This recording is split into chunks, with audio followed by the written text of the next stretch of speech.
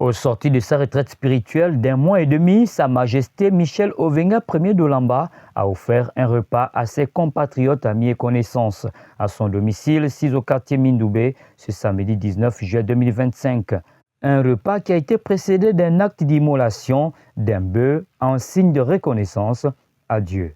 Avant le repas à proprement parler, une cérémonie d'investiture qui a renvoyé le nouvel ambassadeur de la culture gabonaise à ses fonctions. Un chef traditionnel nous donne les explications des symboles utilisés pendant la cérémonie. Bien, dans nos mœurs, dans nos traditions africaines, notamment gabonaises, la remise des symboles matérialise l'autorité, matérialise la personnalité, matérialise l'esprit divin que nous installons sur la personne qui désormais devra briller en tant qu'ambassadeur de la culture gabonaise en Afrique et dans le monde entier.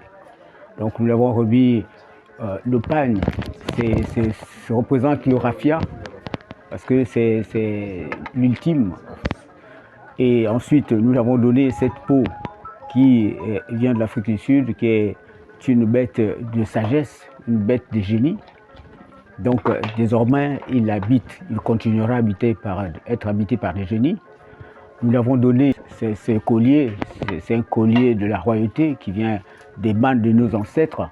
Nous lui avons donné le chapeau qui couronne l'autorité suprême. Et la reconnaissance du nouvel ambassadeur. D'abord, dire merci à Sa Majesté qui a eu cette confiance en moi. Et m'a plusieurs fois me demandé de faire des missions au niveau de l'Afrique et que j'ai effectivement fait des très bonnes missions. Et je pense que c'est à travers ces différentes missions que la confiance est installée et qu'aujourd'hui, elle est couronnée par ce titre de nomination, l'ambassadeur de la culture gabonaise en Afrique, dans le monde. Que d'émotions. La Majesté Ovenga, je l'ai connue, n'est-ce pas, par le biais de l'UNESCO, n'est-ce pas, par rapport à notre travail. Et à son contact, j'ai trouvé une personne très ouverte et capable. Et c'est comme ça que nous avons commencé à travailler ensemble. Et ça ne me surprend pas, ce travail et cet aboutissement. Et je le remercie pour le travail de paix qu'il est en train d'abattre, n'est-ce pas, à ce moment. Je tiens d'abord à remercier Sa Majesté le roi Ovenga Ier d'avoir pu adresser à ma modeste petite personne cette invitation et je me vois honoré et je remercie du fond du cœur mon frère Sa Majesté le roi Ovenga Ier de m'avoir invité à cette cérémonie magistrale qui, n'est-ce pas, qui permet de nous maintenir, de permettre à ce que nous soyons attachés à nos valeurs, n'est-ce pas, à nos us et coutumes. Je suis là en qualité du papa du récipiendaire.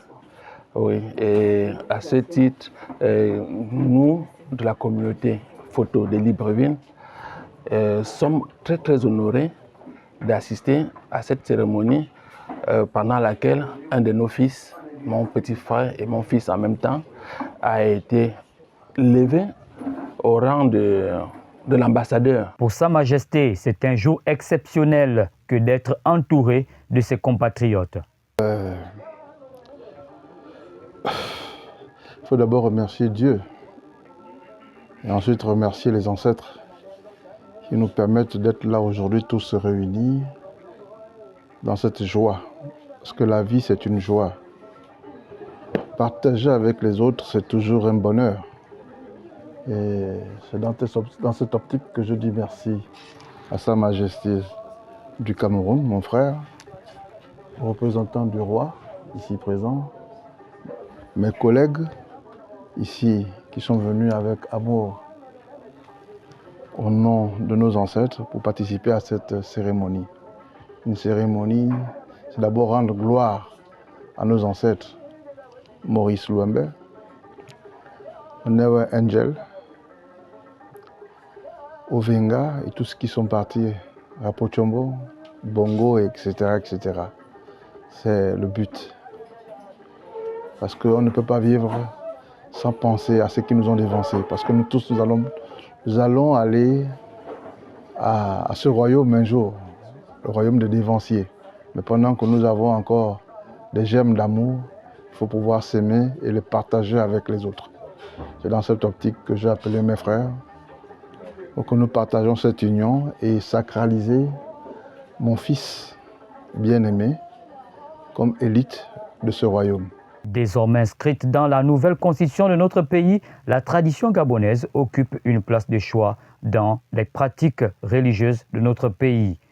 Comme quoi, dans la reconstruction du Gabon, rien ni personne ne doit être mis de côté.